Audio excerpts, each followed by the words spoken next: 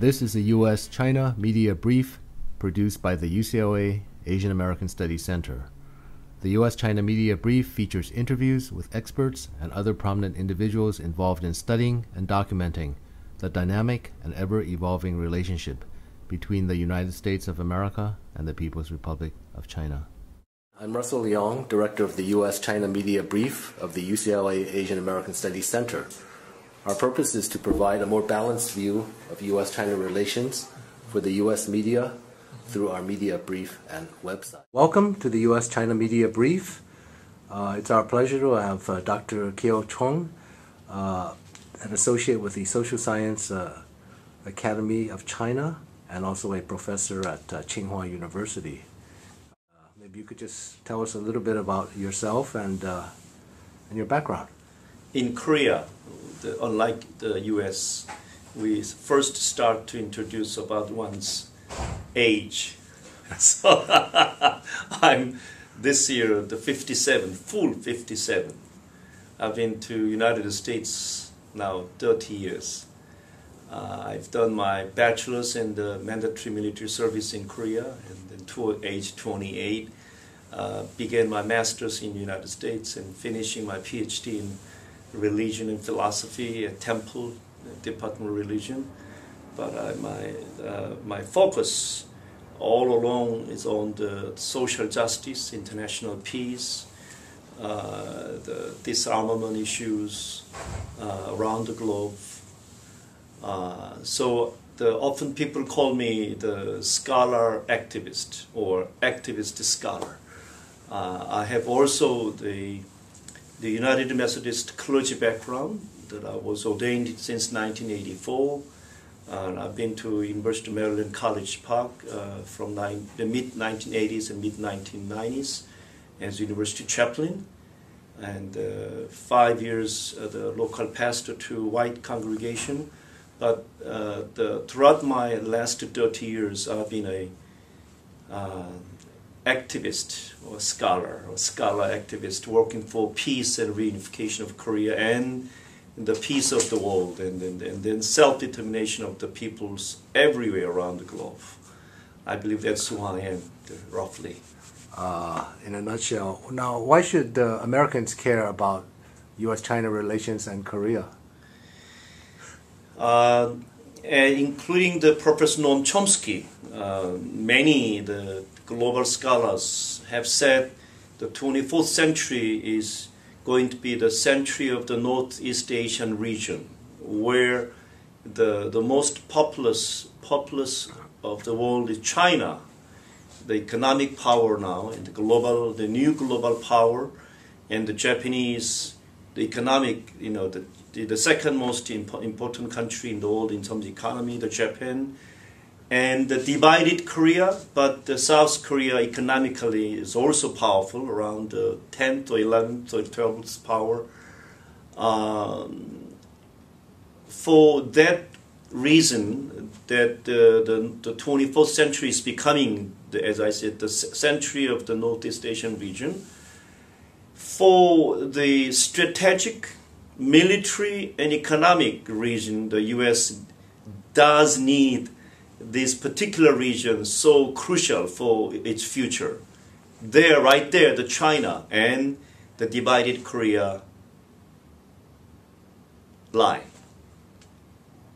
So, for U.S. Sort of security? Security reason, as we know, the Cold War began from the Korean War, from the division of Korean War. The Japan and South Korea have become the forefront of United States Pacific, Asia-Pacific strategy, within which the China and Russia exist. So for its U.S.-American Eurasian strategy, Japan and South Korea is their fundamental strategic point. So security-wise, it is crucial, important for U.S. quote-unquote national interest. And at the same time, as I said, the economic reason. Now the main the global economic power, the China and Japan and South Korea right there. So for the U.S. future of its economy, that region is very, very important. Yeah. Now, you often advise the Chinese government, right, about China-Korea relations. And, right. Can you give us some background about this?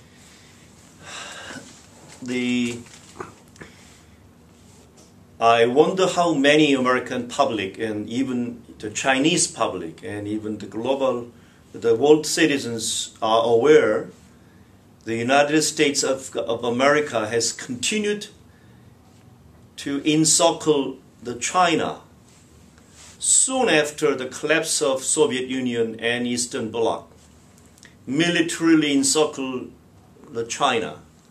As Americans saying, it's the strategic competitor or the most troublesome object the U.S. has to deal with in global agendas.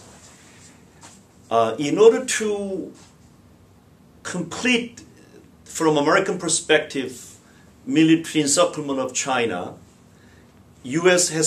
has to cut the DPRK, the North Korea, from China.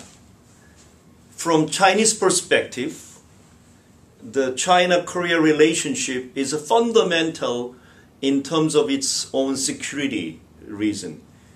As we know, the U.S. in Afghanistan, throughout Central Asia, U.S. has built more than 30 new military bases, but except the northeastern region of China.